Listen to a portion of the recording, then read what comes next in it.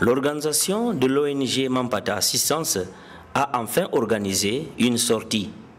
En effet, Madame Mampata va visiter l'une des provinces de la RDC, nommée Bas-Congo, précisément dans le territoire de Kisantu, au village Mbouela.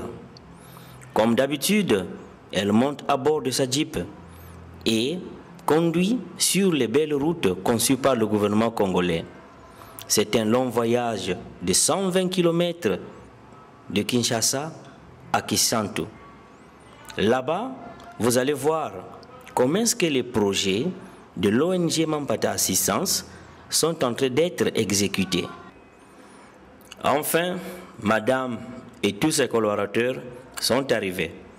Alors, ils vont directement dans les champs de patates et de manioc, où les travailleurs sont très heureux de voir la présidente de l'association entrer dans les champs. C'est un bon exemple, disent-ils. Elle est en train de déraciner les patates en présence du staff et de tous les travailleurs. Regardez, cette patate est si grande. Oh, comment je suis heureux de voir la façon dont le champ a prospéré avec une production énorme. Mais je suis toujours malheureuse quand je pense à la façon dont tout mon staff a travaillé sur une étendue de 4 hectares. Ils ont seulement travaillé à la main. C'est un grand champ comme vous le voyez. Pouvez-vous imaginer comment est-ce qu'il est fatigant de travailler à la main avec toute cette étendue? C'est pourquoi je suis en train de siffler, je suis en train d'appeler, je suis en train de crier au secours aux organisations, aux investisseurs, tant nationaux qu'internationaux, de nous aider, de nous assister, parce que nous avons un grand projet, nous avons des grands projets pour la société humaine. Nous sommes volontiers d'amener un plus pour la reconstruction et le développement durable du pays. Mais nous avons besoin au moins d'avoir un soutien, précisément dans le domaine de l'agriculture et de l'élevage. Surtout pour l'agriculture, nous voulons qu'elle soit mécanisée.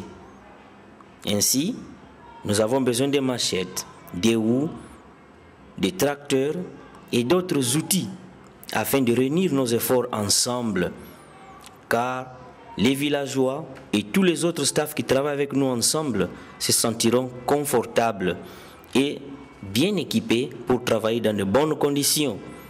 Et ceci augmenterait la production et nous serons ainsi capables de donner du travail à ceux qui n'en ont pas, car c'est l'un de nos objectifs. Madame est en train de donner un bon exemple.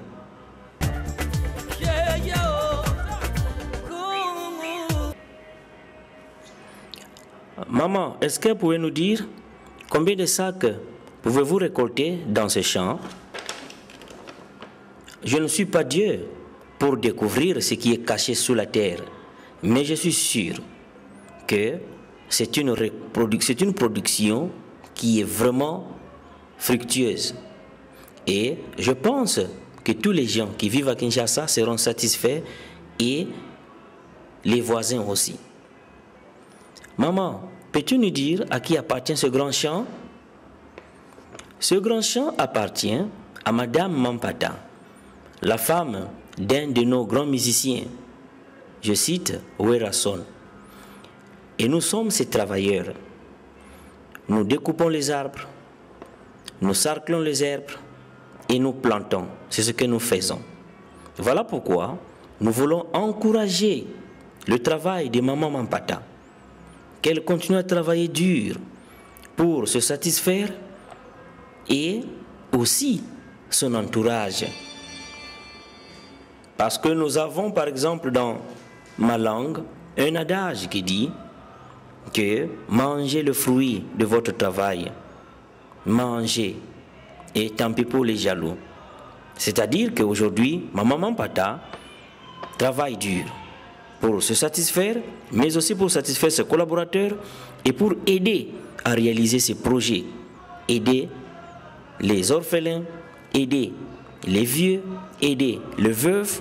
Nous prions beaucoup Dieu pour qu'il puisse l'aider dans ce sens. Après avoir travaillé durement, ma maman Pata est en train de fortifier les membres de son association. La première fois que nous étions venus ici, il y a de cela 2 mois, j'hésitais. Je ne pouvais pas penser qu'aujourd'hui, on pouvait être en face d'un champ tel que je suis là. Je suis très heureuse de voir une production fructueuse. Nous sommes en train de récolter les sacs de patates, encore et encore. Et je suis sûr que ma famille sera contente, mais aussi mes collaborateurs et tout ce qui compte pour moi. Nous avons récolté déjà 50 sacs en 2 heures. Mais je pense que ce n'est pas le tout, parce que on peut prendre 3 ou 4 ou 5 jours et on pourra peut-être récolter plus de 100 sacs. Je ne connais pas le secret de la terre, mais j'ai l'espoir qu'on aura plus de 100 sacs. Après tout, c'est un grand champ. Je pense que nous allons prendre 1 semaine ou plus pour la récolte des patates. Bien que les maniocs ne sont pas encore prêts à être consommés pour le foufou, mais je suis sûr qu'avec les patates, l'ONG peut faire quelque chose. Vous savez, nous avons fait ce champ pour aider la population. À part cela, nous avions aussi à l'esprit l'aide que nous devions apporter aux veuves, aux orphelins et aux vieilles. Nous vendrons aussi une partie de notre production pour épargner un peu de sous dans le but de satisfaire les travailleurs, les collaborateurs qui sont avec nous, bien que l'argent n'est pas assez. Quand nous avons commencé à planter, c'était dur. Nous ne pouvions pas avoir de moyens. Nous avions travaillé, cela m'a embêté personnellement.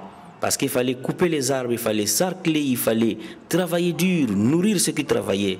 C'était dur, ça m'avait peiné. Mais aujourd'hui, c'est un plaisir de voir que nous pouvons avoir quelque chose, bien qu'insuffisant. Mais on pourra essayer de s'occuper des responsabilités que nous nous sommes assignées devant la société. Dans cette province du Bas-Congo, je suis presque partout. Je suis par exemple ici, dans le village Mbouela, dans le territoire de Kisantu, mais l'ONG a aussi des actions à Mbanzangungu. L'ONG a aussi des actions à Zongo, pour ne citer que cela. L'ONG est opérationnelle dans beaucoup de provinces de la RDC. Voilà pourquoi je lance un appel aux investisseurs nationaux qu'internationaux. Venez nous soutenir, car nous avons des ambitions très prestigieuses d'aider la population défavorisée afin d'avoir un bon départ pour le développement massif de notre pays.